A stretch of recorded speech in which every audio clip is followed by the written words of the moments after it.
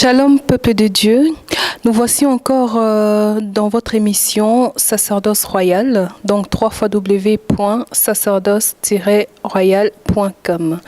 Aujourd'hui, nous allons partager un sujet assez spécial. Nous allons ensemble découvrir le nom de sacerdoce royal. Nous allons expliquer pourquoi le nom de sacerdoce, que signifie le nom sacerdoce. Et pour cela, nous allons recevoir un homme de Dieu qui va nous aider à comprendre cela. Nous allons accueillir le pasteur, il va se présenter lui-même et ensemble, nous allons découvrir c'est quoi sacerdoce royal.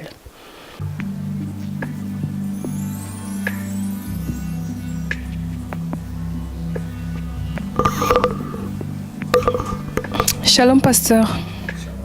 Vous allez bien? Oui. Vous pouvez vous asseoir. Tout d'abord, merci d'avoir répondu à notre invitation. Nous espérons et nous confirmons que le peuple de Dieu va être béni encore une fois aujourd'hui.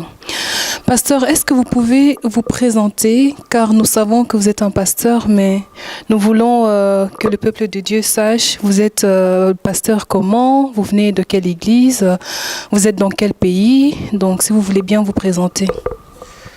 Oui, je me nomme au nom de Jean-Louis Ilolo. Je suis pasteur à l'église Bella Church à Senef, qui précisément se trouve en Belgique. C'est là où, par la grâce de Dieu, je fais ce travail. Merci beaucoup, pasteur.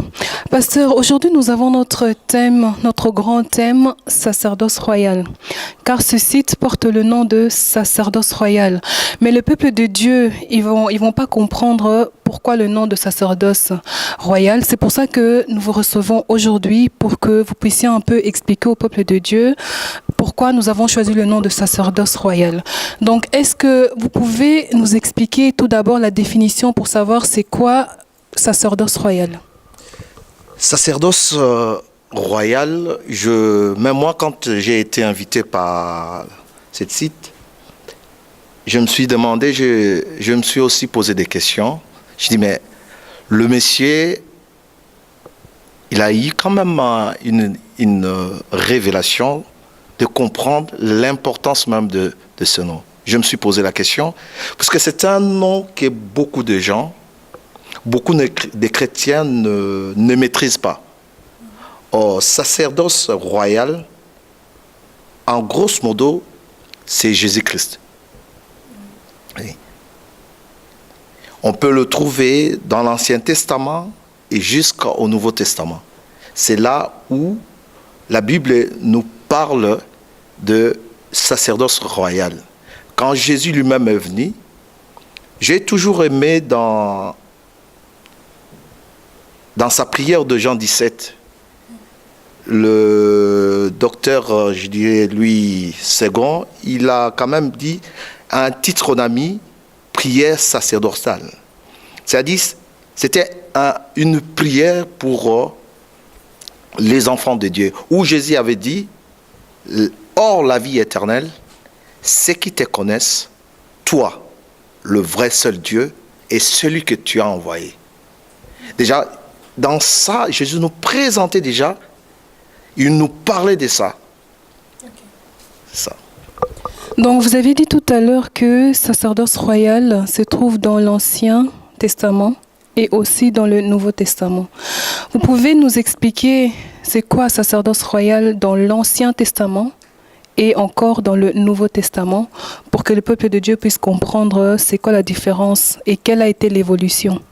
Oui, là, c'est vraiment un sujet où je peux aller sous forme d'un enseignement ou d'une prédication pour que le peuple de Dieu arrive à comprendre la signification des sacerdoces. Déjà, le mot sacerdoce vient du mot latin qui dit sacerdum, quelque chose comme ça, qui signifie une fonction on parle beaucoup dans les chrétiens, donc on le trouve, l'institution qui utilise beaucoup, c'est l'Église catholique. C'est là où on a vu et ils ont parlé de sacerdoce. Mais quand on voit dans la pensée de Dieu, ce que Dieu voulait réellement, c'est en nous, les hommes, l'être humain, la Bible nous parle que Dieu voulait vivre avec son peuple. Et c'est de là, on peut comprendre déjà la pensée, la manière dont où Dieu, dans son intérieur, dans sa préscience, il voulait montrer aux gens que je veux vivre avec vous. Or, quand nous voyons dans la Bible, on découvre que la sacerdoce, c'est une vocation, une fonction. Ça, c'est dans la définition du mot sacerdoce. C'est une fonction qui présente un caractère particulièrement respectable en raison de dévouement à l'égard d'autrui qu'elle présente et qu'elle exige. C'est une fonction, on peut parler de sacerdoce premièrement, c'est une fonction où on utilise, comme on dit, des prêtres. Mais dans le langage courant de l'église de réveil, c'est rare qu'on parle de ça. C'est là où je viens dire, la personne qui a donné ce nom de sacerdoce royal, je pense dans son intérieur, où la révélation qu'elle a eue, c'était pour parler au peuple de Dieu, je vous présente Jésus-Christ. Ok. Pasteur, tout à l'heure, j'avais demandé la différence entre le sacerdoce royal dans l'Ancien Testament et dans le Nouveau Testament. Mais ma question qui suit est-ce qu'il y a une différence entre sacerdoce royal des catholiques et sacerdoce royal de nos églises de réveil?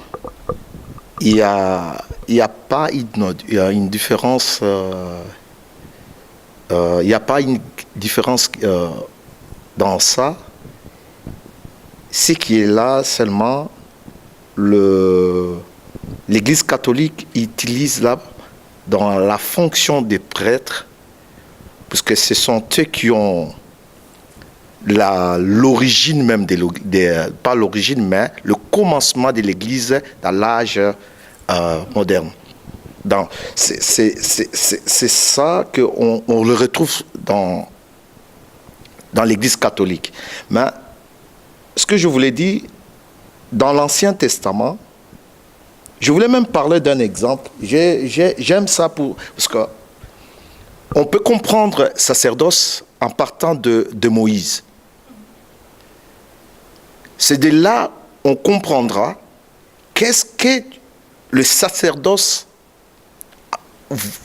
veut dire ou qu'est-ce que le sacerdoce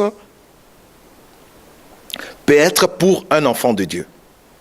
Parce que les enfants de Dieu, ils marchent, mais ils ne comprennent pas le rôle ou l'importance ou l'utilité qu'ils ont dans l'Église ou dans le monde. Je parle de Moïse puisque la Bible nous parle toujours d'un commencement.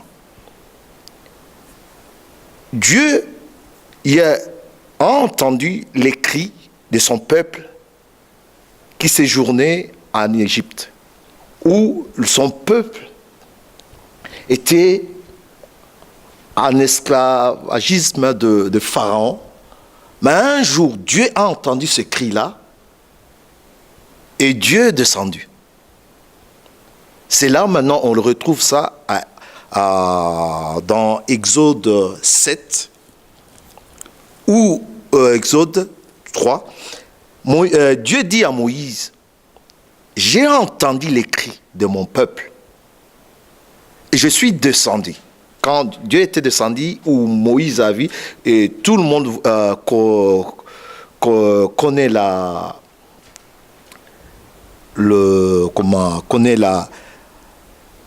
vision de Moïse, quand Moïse avait vu le buisson qui brillait, et dès là, cette buisson ardente qui brûlait, il s'est posé la question, quand il a voulu se tourner pour regarder, où Dieu lui a dit, expressement, à Moïse, que l'endroit où il se trouvait, c'est un endroit saint. Et Dieu dit à Moïse, j'ai entendu les cris de mon peuple. Je suis descendu pour sauver mon peuple, libérer mon peuple. C'est de là maintenant, nous le voyons maintenant à Exode 7, c'est là où maintenant le commencement, moi j'appellerais ça, des sacerdoces. Dieu dit à Moïse, je te fais Dieu et Aaron, prophète, ton prophète. Et Dieu a envoyé maintenant Moïse pour aller libérer. Et quand nous lisons dans la parole de Dieu, nous voyons que dans l'Ancien Testament, Dieu utilisait les enfants d'Israël, la nation d'Israël, comme un seul homme. Il prenait la nation comme une seule personne. Et Dieu a entendu les cris de ce peuple-là. Il a choisi quelqu'un où il s'est montré et il dit, je veux maintenant aller libérer moi-même. Comme Dieu était esprit, Dieu ne pouvait pas aller lui-même. Dieu devait choisir, moi j'appellerais ça comme un véhicule. Un véhicule qui l'amènera pour aller libérer son peuple qui séjournait en esclavage chez le pharaon. Et c'est là maintenant que Dieu descendit, a choisi Moïse.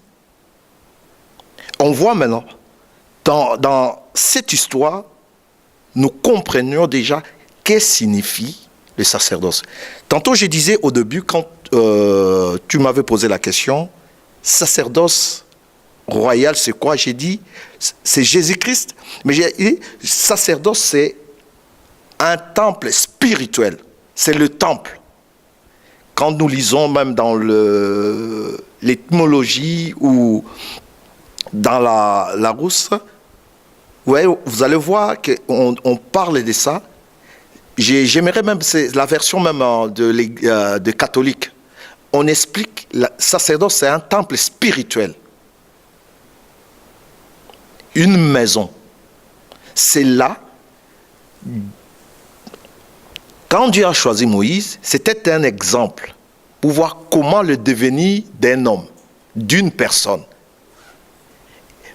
C'est là, un jour, quelqu'un a eu la pensée de construire à Dieu un temple, une maison. La Bible nous parle de David. J'aimerais que le peuple de Dieu arrive à comprendre ce que je voulais parler de sacerdoce. Un jour, quelqu'un a eu l'idée de construire à Dieu un temple, une maison. Parce que la Bible nous parle, les enfants d'Israël transportaient l'arche de l'Éternel de ville en ville. Il n'y avait pas un endroit où on pouvait mettre cette arche. Mais David a eu cette pensée. Il dit, je dois construire en mon Dieu, parce qu'il avait compris d'où il venait, l'intérêt et l'importance qui était le Dieu qu'il a élevé. C'est là où David a eu cette pensée, mais Dieu disait maintenant à David, dit non. Tes mains,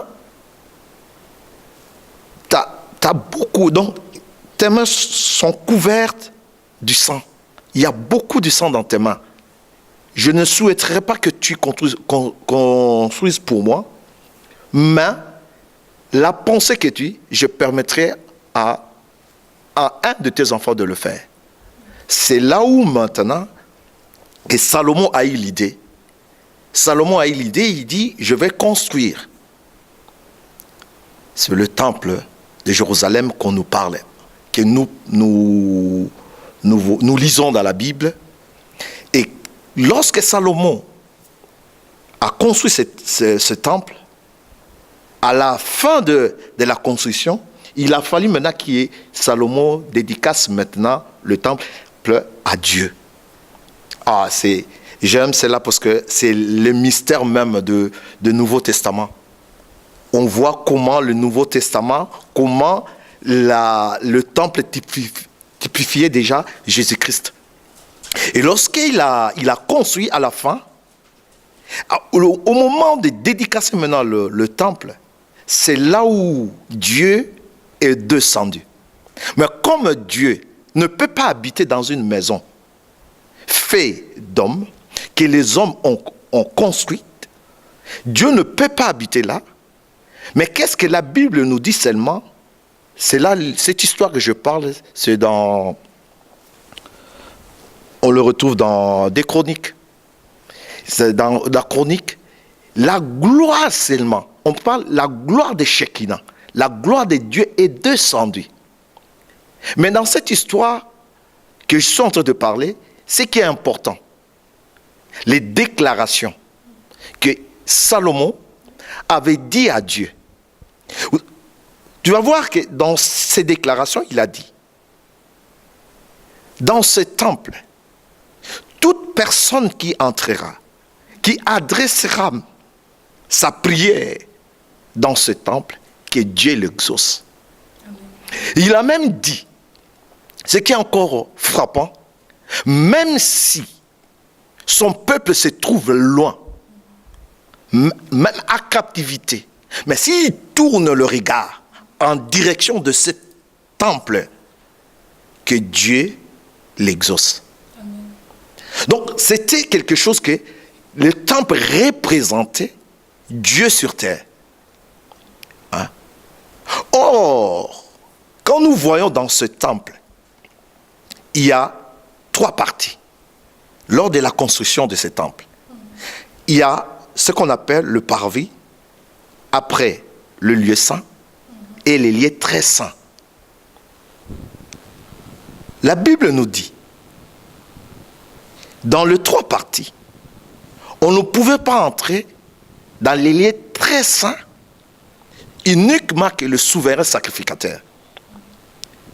Nous comprenons que les 3 parties du temple, ce que Salomon avait construit, représentent l'homme. L'homme a 3 parties. L'homme a le corps, l'homme a l'esprit, l'homme a l'âme. Les 3 parties-là qui représentaient le temple de la construction de Salomon. Nous voyons le temple. Il y a eu un jour dans le Nouveau Testament, comme dans le souci de Dieu, il voulait toujours vivre avec les enfants, ces enfants qu'il a créés. Dieu cherchait un moyen comment vivre avec eux.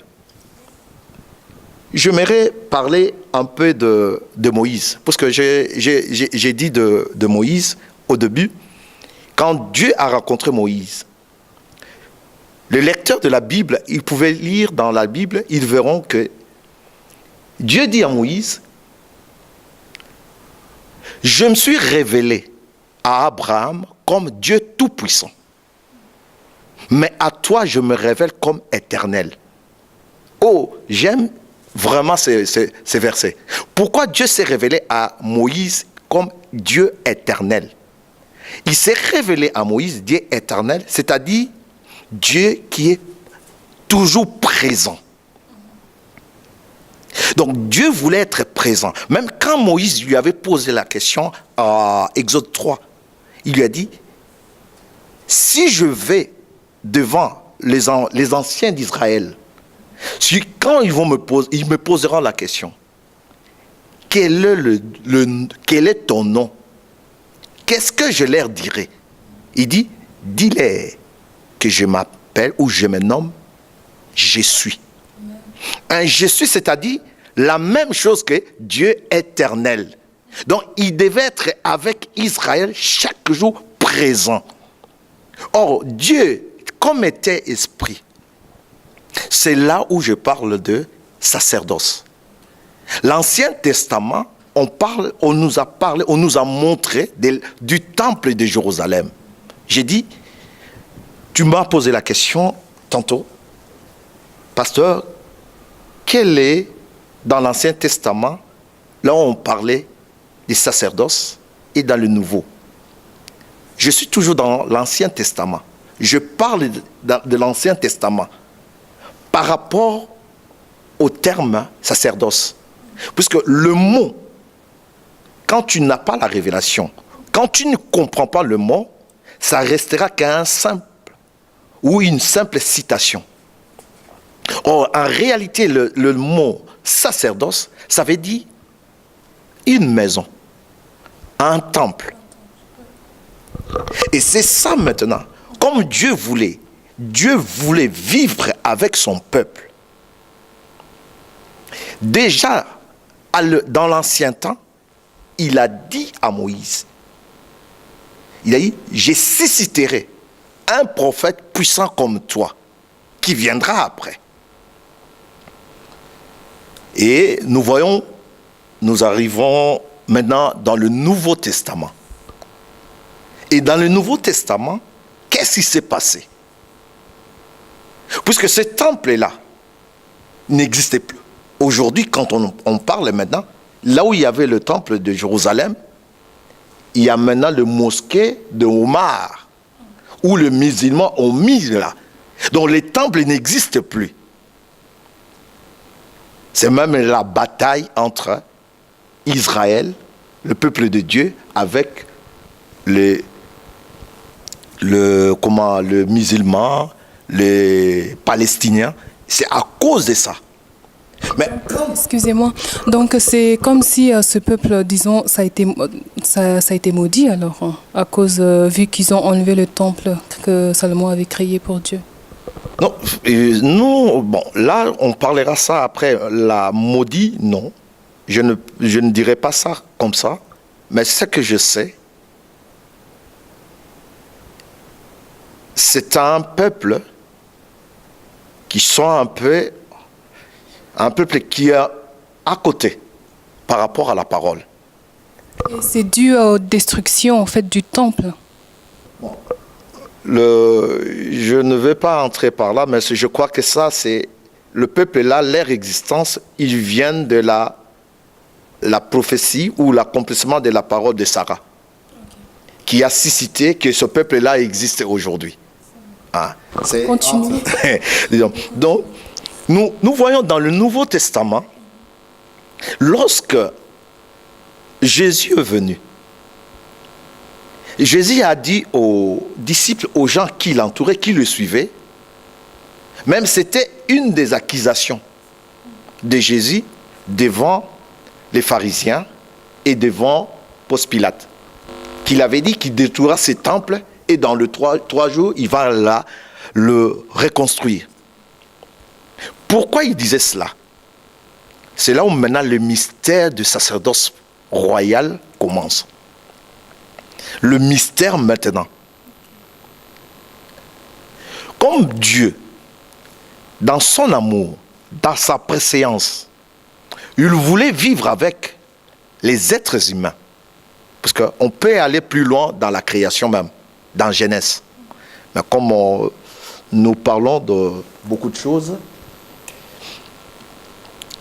dans l'amour de Dieu, comme Dieu voulait vivre avec son peuple, qu'est-ce que Dieu a fait?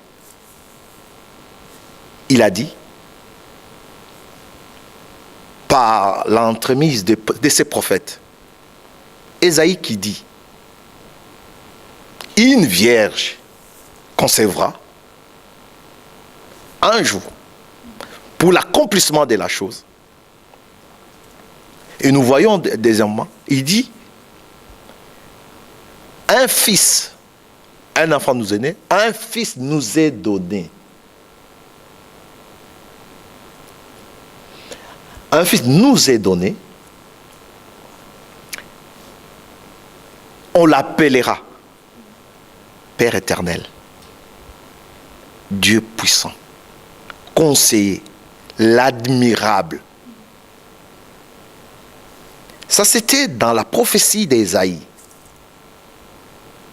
Mais il y avait une prophétie, même les Juifs, même les pharisiens, les sadducéens, tous les hommes religieux qui croyaient au message de Moïse, ils attendaient la venue du Messie. Mais comment cela va s'accomplir? Je vais aller maintenant dans la révélation. Pour que le peuple de Dieu arrive à comprendre. Au début, j'avais dit que sacerdoce, c'est Jésus-Christ. Sacerdoce royal. Comme Dieu voulait venir habiter avec son peuple qu'il a créé, il dit par l'un de ses prophètes, Malachi, il dit, quand je viendrai, je voulais un peu le peuple de Dieu qu'il puisse comprendre une nuance qui est dans ça. Dieu dit, je n'habiterai jamais dans une maison que les hommes ont fait. Je ne peux pas habiter dans cette maison. Mais il dit, dans Malachi 3, j'enverrai Élie, le prophète, pour préparer les chemins. Et soudain, j'entrerai dans mon temple. On est toujours dans l'Ancien Testament. Donc, Dieu devait venir. Il doit entrer dans le temple. Mais le temple était déjà le temple de Jérusalem, où il avait dit, je ne peux pas habiter, parce que ce n'est pas son endroit où une maison que les hommes ont construite. Mais il fallait que lui-même habite dans une maison que lui-même a construite. Mais cette maison-là, il donne maintenant une promesse. Il dit, je viendrai. Je viendrai moi-même et j'entrerai. Il dit, quand je viendrai, mais voilà ce que avant que je vienne, voilà ce que je ferai. J'enverrai Élie, le prophète. Celui-là, il va préparer le chemin. Il va préparer le chemin et soudain, j'entrerai maintenant dans mon temple. Je disais, sacerdoce signifie le temple. Sacerdoce signifie une maison, des prières. Mais ce temple, cette maison de prière, ça servira à quoi? Pour que son peuple vienne prier dans cette maison-là. Or, il y a une nuance que Dieu le dit que je ne peux pas habiter dans une maison que les hommes ont fait. Bon, la Bible nous parle que Dieu est esprit. Comment maintenant, celui qui est esprit construira une maison et rester dans cette maison-là? C'est là où c'était compliqué. Dans la philosophie des pharisiens, ils savaient que cette promesse, cette prophétie s'accomplira. S'accomplira un jour. Mais comment s'accomplira? Ça sera une vierge.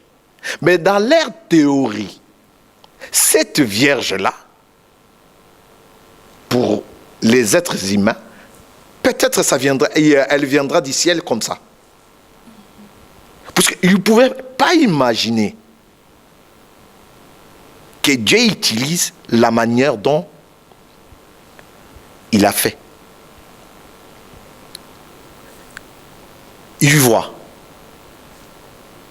Nous arrivons maintenant dans l'évangile de Luc, où nous voyons un homme qui baptisait les gens dans le Jourdain et qui disait aux gens, répentez-vous, car le royaume de Dieu est proche.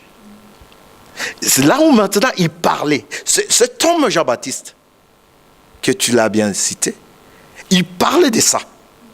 Il parlait qu'il y aura un homme Le royaume, et vous, répentez-vous parce que le royaume de Dieu est proche. Les pharisiens ont envoyé maintenant le gens pour questionner, est-ce que c'était lui, Élie, qui devait venir, pour maintenant qui s'apprête, que l'accomplissement est proche de la parole. Mais, curieusement, les gens sont venus, ils ont posé la question. Qu'est-ce qu'il lui répond, Jean-Baptiste? Il dit, je suis la voix qui crie au désert. Et les envoyés, ils disent, mais qu'est-ce que nous allons dire à ce qu'ils nous ont envoyés? Il a dit, la réponse, c'était clair. Quand ils sont partis, ils pouvaient comprendre que celui-là était Élie, le prophète, que la parole disait. Mais ils n'ont rien compris. Mais on voit un homme, comme la prophétie d'Ésaïe qui disait, qu'on ne pouvait même pas regarder s'il passe et tournait le regard. Il venait. Il s'est présenté devant cet homme-là. Il dit, baptise-moi comme les autres. L'aigle qui était là, alléluia, l'aigle, il a vu de son œil, de l'aigle, que cet homme-là qui s'est présenté là, c'était lui qui il attendait, qui préparait les chemins. Et quand il s'est présenté devant, il dit, Jean-Baptiste répond, dit à Jésus, ce que moi je suis en train de faire, j'ai préparé ta venue. Mais comment tu me demandes maintenant de te baptiser? J'aime beaucoup les enfants de Dieu, que vous lisez maintenant cette conversation. Jésus a dit, il n'a pas dit non à Jean-Baptiste, parce que ce que Jean-Baptiste disait, c'était vrai. Mais qu'est-ce qu'il a répondu à Jean-Baptiste? Laisse faire la justice de Dieu. Jean a compris que c'était la meilleure chose, la réponse. Il l'a baptisé. Quand tu l'as baptisé, qu'est-ce qui s'est passé? Mon frère, ma soeur, toi qui me regardes, je te laisse le temps de lire la Bible. Et tu verras qu'est-ce qui s'est passé. La Bible nous dit, Jean-Baptiste a vu une colombe descendant et se posa dans Jésus, sur les épaules de Jésus. Spirituellement, qu'est-ce qui s'est passé dans ça? C'était l'accomplissement de Malachie. Dieu est entré dans son temple. J'avais dit, en l'homme, il y a 3 parties. Le corps, l'esprit et l'âme. Le temple de Jérusalem, il y avait 3 parties. Le parvis, les lieux saints et les lieux très saints. Quand maintenant Dieu est descendu maintenant, c'est là où Jésus est devenu Jésus-Christ. Christ, c'est le oint, l'esprit qui est descendu, qui est entré dans ce corps-là. Qui est entré dans ce corps-là. C'est pourquoi je disais au début que le sacerdoce royal, c'est Christ. C'est Jésus-Christ. Et ce corps-là maintenant est devenu un temple qui marchait, qui donnait des solutions aux gens qui avaient besoin. Un sacerdoce royal qui donnait des solutions aux gens. Et à chaque personne qui croisait, qui avait un problème, il pouvait avancer maintenant devant ce temple, devant ce sacerdoce-là, et faire, ou laisser sa demande, ou introduire sa demande, et Jésus répondait et donnait la solution. Exaucer les prières. Nous voyons, j'ai même la pensée, je vois la femme Sinamite, à qui je pense que j'en ai déjà parlé aussi à l'église. Lorsqu'il a croisé Jésus, il dit, je ne peux pas donner de bonnes choses aux chiens.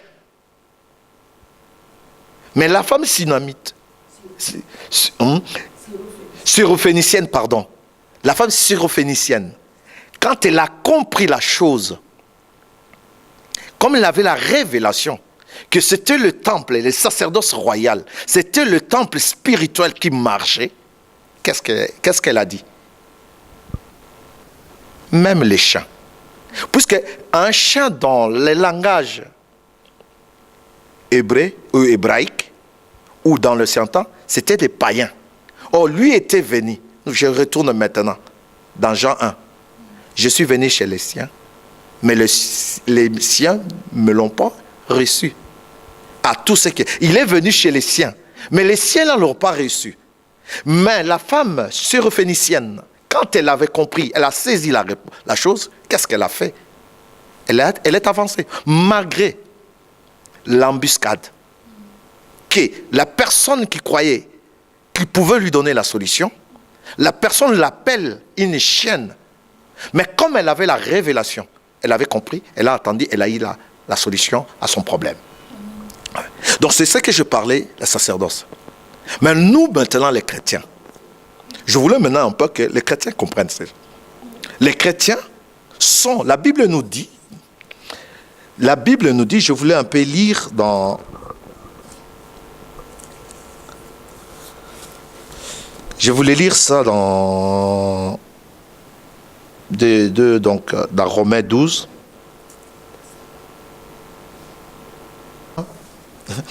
Je parlais de Romains 12, 1, parce que je voulais un peu mettre le point sur les i pour ça. Romains 12, 1 qui nous dit, Paul dit ceci, je vous exhorte donc, frères, par la compassion de Dieu, à offrir vos corps comme un sacrifice vivant, saint, agréable à Dieu, ce qui sera de votre part un culte raisonnable. Il dit, votre corps soit un sacrifice. Le deuxième verset, je voulais, c'est dans 1 Pierre.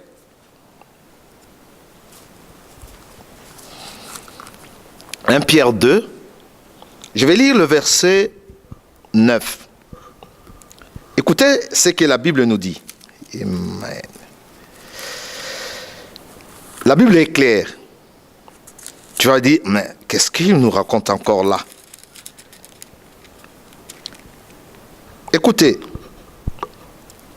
la Bible dit, Paul dit encore dans Pierre, les épîtres de Pierre, dit, écoutez, il dit ceci, vous, au contraire, vous êtes une race élue, un sacerdoce royal. Écoutez, la Bible, c'est là la Bible. 1 Pierre 2, verset 9. Vous, au contraire, vous êtes une race élue, un sacerdoce royal, une nation sainte, un peuple acquis, afin que vous annonciez le vertu de celui qui vous est appelé des ténèbres à son admirable lumière. Voilà ce que je voulais un peu dire de sacerdoce.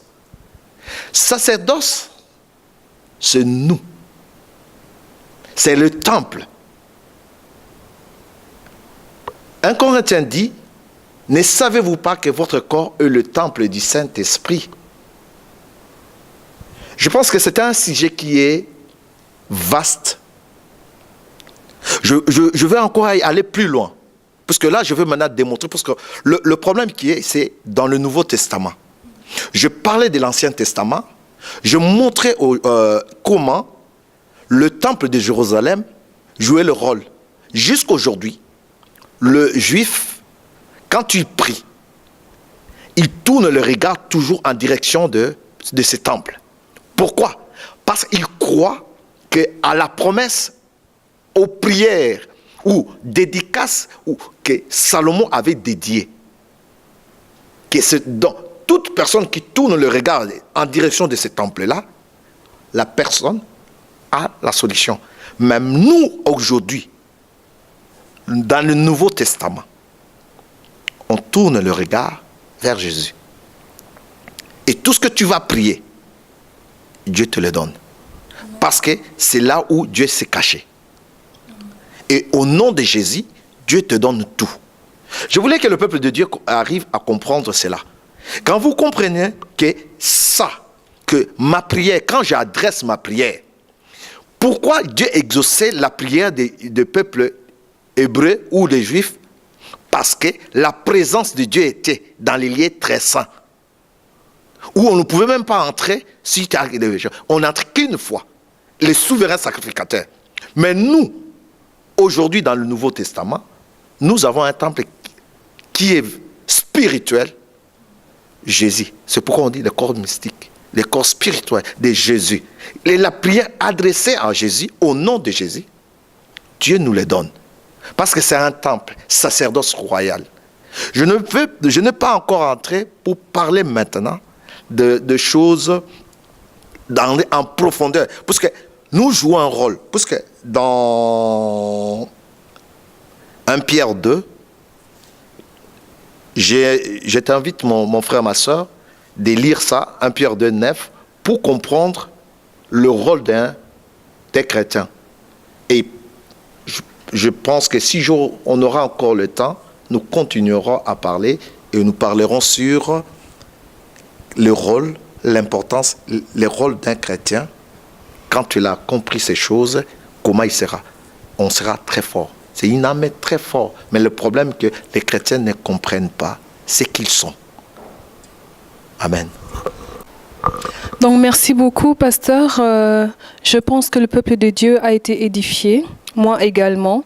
Nous espérons que nous allons vous recevoir une prochaine fois, donc pour continuer ce magnifique thème que moi aussi j'ai découvert ensemble avec vous. Donc voilà, nous sommes arrivés à la fin de notre émission. Je vais laisser la place au pasteur de saluer toutes les personnes qui nous suivent en ce moment. Oui, je dirais au peuple de Dieu, aux enfants de Dieu, de suivre ce qui vient de commencer. Vous allez découvrir beaucoup de choses. Parce que nous allons parler de temps en temps, les hommes de Dieu passeront pour parler de bonnes choses. Je peux dire le réma, les choses qui les gens n'arrivent pas, qui ne permet pas aux enfants de Dieu de mener la vie chrétienne avec certitude. Je crois, c'est votre site maintenant. Venez nombreux. Et comme je ne manquerai pas, je salue tous les gens qui me connaissent. Je dirais shalom. Shalom à ma femme, à ma famille. Et shalom. Shalom à mon frère bien-aimé, frère Jean-Pi, Joao Pinto. Je te salue. Je salue à tous mes collègues pasteurs de Bella Church, là où j'œuvre, où je suis. Je salue aussi le pasteur tutélaire, le visionnaire de l'église, pasteur Papi, à qui a eu la confiance de me consacrer. Et je salue tout le monde. J'espère à la prochaine. Nous continuerons la suite de notre si grand thème, sacerdoce royal. On essaiera de creuser, d'aller encore plus loin. Vous allez encore découvrir des choses. Je t'inviterai la seconde fois de venir. Si vous avez vu, vous allez encore découvrir certaines choses, des vérités qui donnent la foi. Parce que la Bible dit, la foi vient de ce qu'on entend. Et ce qu'on entend vient de la parole de Christ. C'est ça. Amen. Merci beaucoup, pasteur. Voilà, nous sommes à la fin. Je vais saluer l'église Bella Church à Senef. Donc, voilà, que Dieu vous bénisse. N'oubliez pas de visiter notre site www.sacerdoce-royal.com. Que Dieu vous bénisse.